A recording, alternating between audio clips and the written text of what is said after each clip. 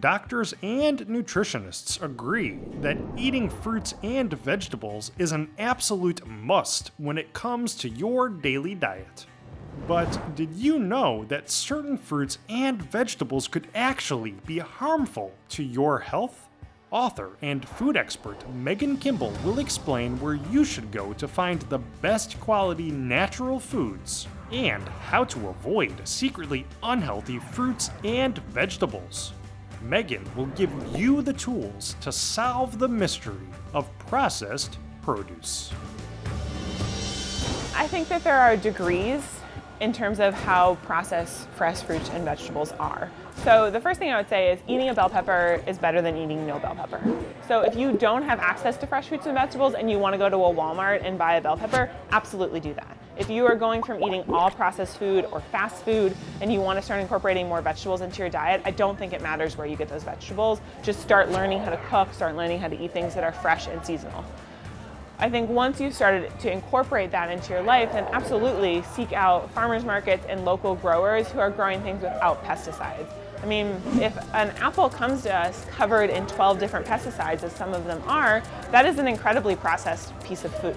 And I think it's important that we find foods that don't have those chemical residues. And the Environmental Working Group for people in the US releases a list every year of the Dirty Dozen and the Clean 15, which are the fruits and vegetables either most contaminated with pesticides or least contaminated with pesticides. And I think that's a really great tool to get the most organic bang for your buck. So strawberries regularly top the list of the Dirty Dozen, the foods that are most contaminated with pesticides, so I never buy conventionally grown strawberries. Onions, because they grow underground, just the way that they grow, are typically on the Clean 15 list. They don't come laden with tons of pesticide residues. So that's a better choice for your conventional dollar.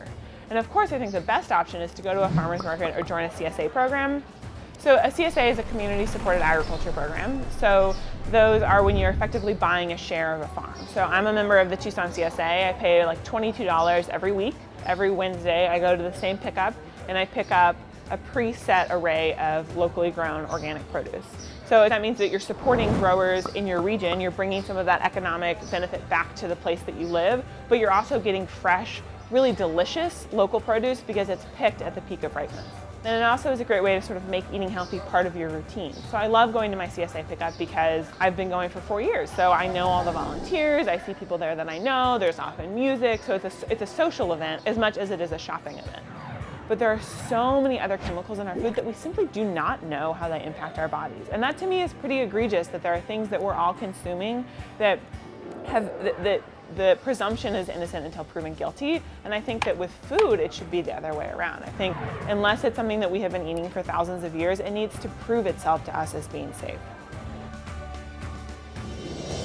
Let us know where you go to get the best quality and least processed produce in the comment section below. Like this vid and subscribe to the Diabetes Smarts channel to discover more valuable knowledge about your food and your health. Also, make sure to click the link in the description below to claim 2 free gifts just for you. Our new book, Superfoods for Diabetics, and the first episode of our 8-part series, That Diabetes Documentary. Thanks for watching. We hope you're having a happy and healthy day.